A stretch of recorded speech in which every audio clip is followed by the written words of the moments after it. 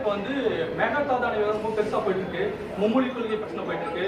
And வந்து இந்த தொகுதி மரியாதை மறுபடியும் இன்னைக்கு பாஜக டாபிக் எடுத்திருக்கு. பட் முதலமைச்சராக விஜய் இன்னைக்கு ஃபர்ஸ்ட் டைம் பேசுறாரு. ஆனால் அமித்ஷா, மோடி, ஒன்றிய அரசு இது எந்த வார்த்தையும் அவர் சொல்லவே இல்லை. இது எப்படி பார்க்குறீங்க ஒரு நிலைப்பாட்டை? இல்லை, அதுதான் சொல்கிறேன். அவர் வந்து தாவேகா தலைவர், அப்புறம் விஜய் ரசிகமன்ற தலைவராக இன்னைக்கு அவர் பேசுகிற பேச்சுக்கும், அவர் தமிழ்நாட்டு முதல்வர் ஆகிட்டாருன்னா அவர் உள்ளார்ந்து உணர்ந்ததானா நீங்கள் சொல்கிற இந்த குரூஷியல் இஷ்யூஸை வந்து அட்ரஸ் பண்ணியிருக்கணும். ரொம்ப தெளிவாக வரப்போகிற கர்நாடகா முதல்வர் டிகேஎஸ் என்ன சொல்கிறாருன்னா, திமுக இருந்தனால எங்களுக்கு தடையாக இருந்தது. திருப்பி சொல்கிறேன், திமுக இருந்தனால மேகதாது தடையாக இருந்தது. அப்படின்னா திமுக மேலே காங்கிரஸ் பேரேக்கும் பயந்துருக்காங்க. திராவிட முன்னேற்ற கழகம் தமிழ்நாட்டு உரிமைகளுக்காக எவ்வளோ தூரம் சண்டை போடுறேன் நான் சொல்லி அவசியம் இல்லை. எங்கள் பாரத்தை விட்டு போன எங்கள் பாரத்தை குறைச்ச காங்கிரஸ் வந்து என்ன சொல்லியிருக்கு, இன்றைக்கி அவங்க தலைவர் தெளிவாக சொல்லியிருக்காங்க. வரப்போகிற முதல்வர் என்ன சொல்கிறாரு, மேகதாது திமுக இல்லை. அப்போ திமுக இல்லைன்னா ஒரு வீக்கான லீடர் வந்துட்டார் தான் அவர் சொல்கிற நிலைமை இருக்குது. நீங்கள் சொல்கிற மாதிரி ஸ்ட்ராங்காக நம்ம முதல்வர் விஜய் அண்ணா வந்து ஸ்ட்ராங்காக மேகதாது பற்றி அவர் அட்ரஸ் பண்ணியிருந்தாருன்னா இந்த மாதிரி மெசேஜ் போகும். ஆனால் அதை பற்றி வாயை திறக்கிறதுனால தான் இன்றைக்கி கர்நாடகா அவங்க வேலை போயிட்டுருக்காங்க. முதல்வர் பதவியேற்றதுக்கு பிறகு முதல் முறையாக அவர் வெளியே வந்து பேசியிருக்காரு. வெளியே வந்து பேசியிருக்காரா? வெளியேனா எங்க? அல்ல, நீங்க திருப்பி சொல்லுங்க. வெளியே வந்து எங்க பேசுற சொல்லுங்க. நீங்க ஊடகவியாளர் தானே.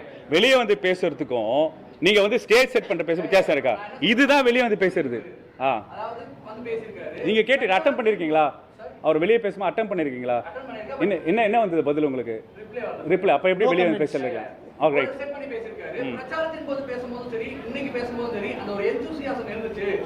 ஆனா வந்து தலைமைச் செயலகத்துல வந்து ரொம்ப சைலண்ட் மோட்ல இருக்காருங்கிற மாதிரி ஒரு கருத்து வெளியே வந்துச்சு. அதை நீங்க எப்படி பாக்குறீங்க?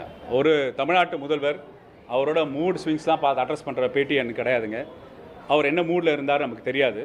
ஆனால் நீங்கள் சொல்கிற மாதிரி அவர் வந்து வெவ்வேறு பேட்டர்னில் இருக்கிற மாதிரி தான் தோணுது. அதை நீங்கள் தான் அவர்கிட்ட கேட்டு சொல்லணும். குறிப்பாக உங்கள் கூட்டணியில் அங்கம் வகிச்ச ஐஎம்எல்லாக இருக்கட்டும், இல்லை கம்யூனிஸ்ட் கட்சிகளாக இருக்கட்டும், அவங்களாச்சும் வந்து நம்மளுடைய செயற்குழு கூட்டத்தை கூட்டி நாங்கள் வந்து பண்ணுறது முடிவு அறிவிக்கிறோம். ஐஎம்எல் அவங்க உடனுக்குடன் வந்து முன்னாள் முதலமைச்சர் வீட்டில் சந்திச்சாங்க. ஆனால் இப்போ என்ன சொல்றாரு, ஐஎம்எல்லுடைய தேசிய தலைவர் என்ன சொல்றாருன்னா, ஏற்கனவே இந்த டாக்ஸ் போச்சு, திமுக அதிமுக டாக்ஸ் போச்சு.